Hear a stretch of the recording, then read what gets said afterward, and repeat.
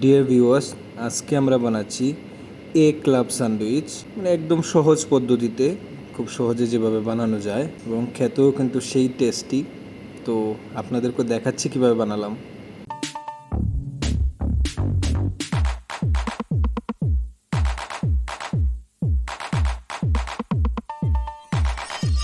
এটা বানানোর জন্য কিছু পেঁয়াজ কেটে নিচ্ছি।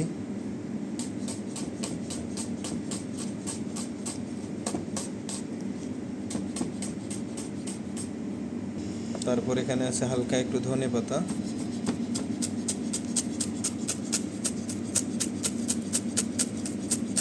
এখানে নিলাম 3 স্লাইস টমেটো, বেশি দরকার নেই, 3 স্লাইসের মতো টমেটো একটু ছোট ছোট করে কেটে নিচ্ছি।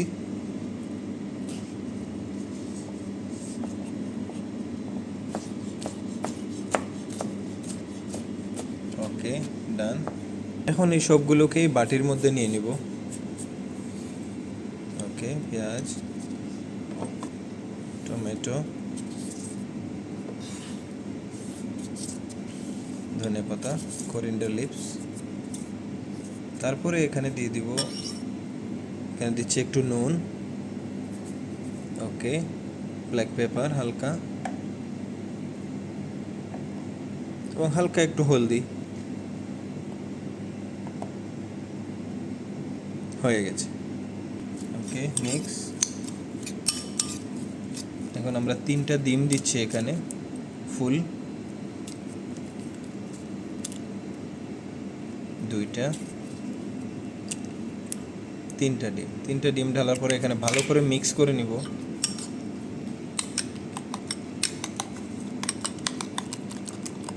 আমরা আগে থেকে রেডি করে রেখেছি হালকা আঁচের মধ্যে একটা ফ্রাই প্যান, যাতে এখন এই অমলেটটি বানিয়ে ফেলবো।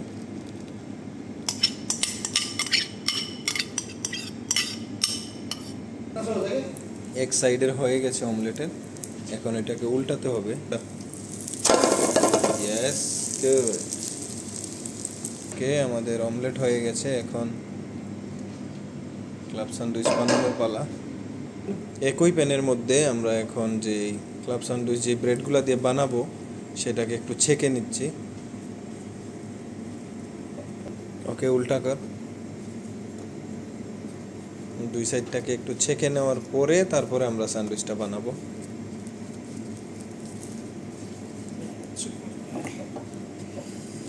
হয়ে গেছে, এখন আমাদের স্যান্ডউইচ বানানোর পালা। এখন এটার মধ্যে আমাদের বানানো স্পেশাল মায়োনিজ দিচ্ছি। এখন অমলেটটাকে সেই ব্রেডের সাইজে আমরা একটু কেটে নিচ্ছি।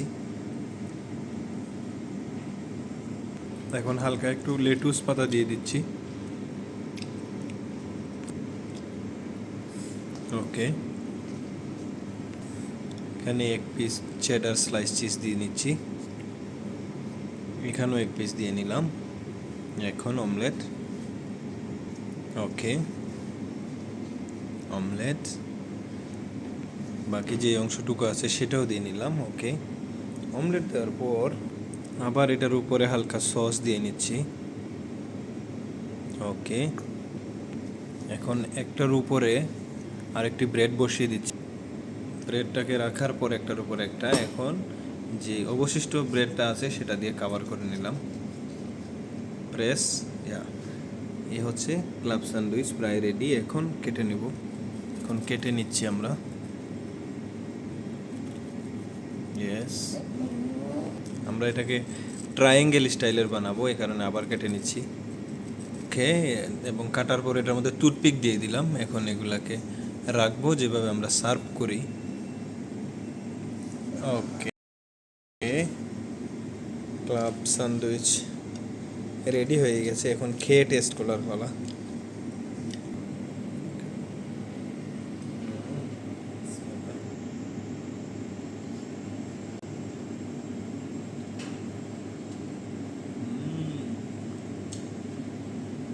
Super.